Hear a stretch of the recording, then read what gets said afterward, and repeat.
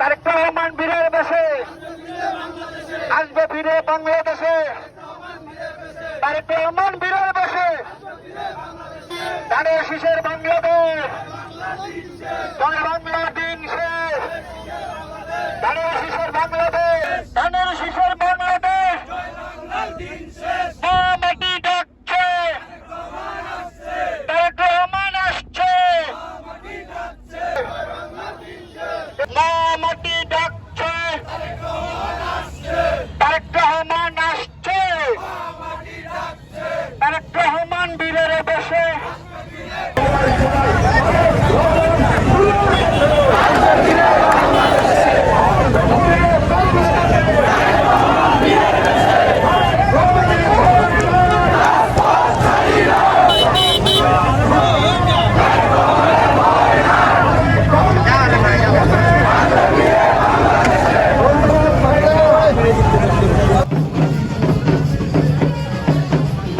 নারায়ণগঞ্জ জেলা যুব দলের সদস্য সচিব জনাব মশির রহমান রনির নির্দেশে ফতুল্লা স্টেডিয়াম এসে প্রথমে নেতাকর্মী জড়ো হয়।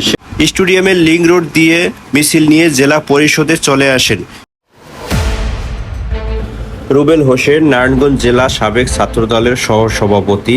তিনি এখন বর্তমানে ফতুল্লা থানা যুব দলের সভাপতি প্রার্থী।